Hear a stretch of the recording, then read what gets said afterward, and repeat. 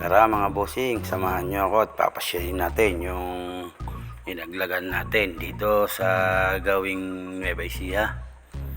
Ayan, bali 3 months old na po pala siya, kaya papasyahin na po natin mga kabossing. Titignan po natin kung harvest na po yung ating customer. Ayan, big shoutout nga po pala sa ating naging customer dyan sa gawing Nueva Ecija. Ayan po yung kanyang pispan mga kabosing.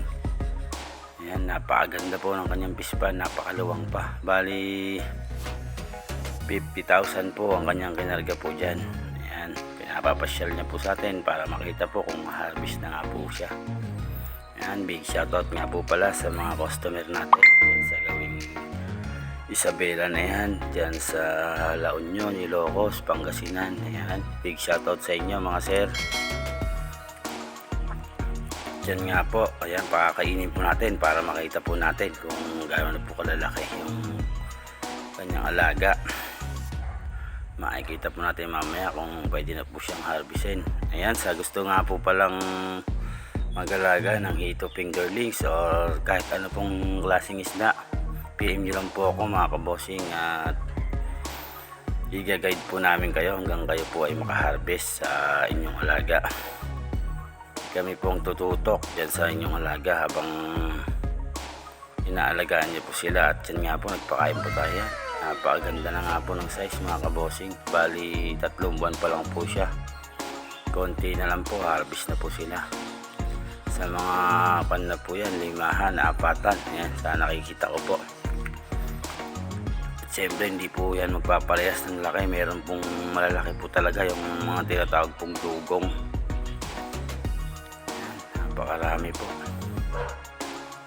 Paganda na rin po ng size nila at napakaganda rin po ng tubig ni madam. Ayan, kita nyo naman mga kabossing sa video, napakaganda po ng tubig niya. At siyempre maluwang po yung fish pan na yan, nasa 1 po yan, 1,300 square meter po siguro. Ganun po yung ano po nyan, mga size po ng fish pan niya.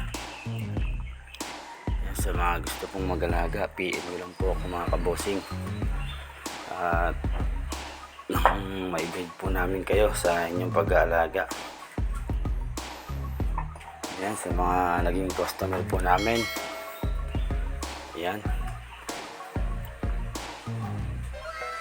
maraming salamat po sa tiwala mga kabossing at alam po namin na nandiyan kayo parati nakasuporta sa aming maliit na negosyo mga kabossing at salamat po at nagtitiwala po kayo sa amin.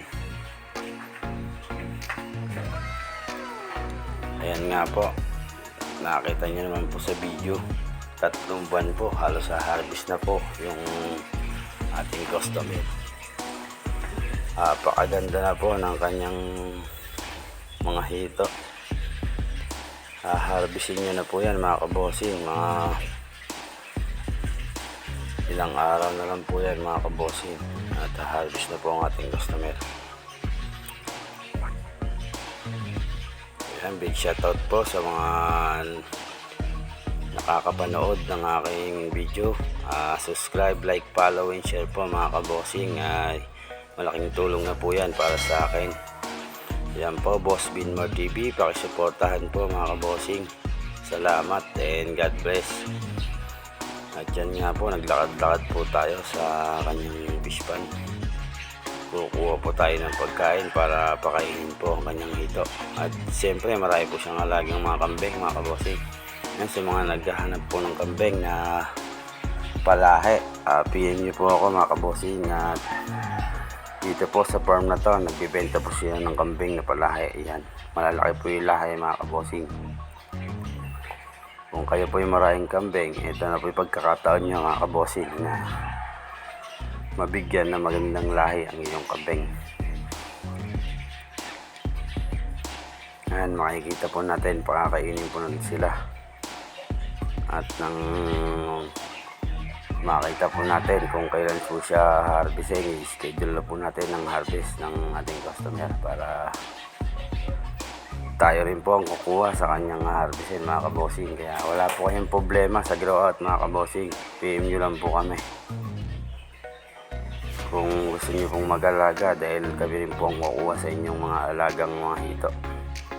O kahit ano po, kahit tilapia po, kami rin po ang kukuha mga kabossing. Kaya wala po kayong problema sa market mga kabossing. Ayan, bali marami nga po palang fish pan yan si madam. Yan, 2 butas po yung kinargahan niya. Bali kinargahan po natin yan ng tag 50,000 lang po. Sample pa lang daw po yan. At syempre yan, may poultry po si madam para yung pagkain po mahalibre po siya kahit pa paano.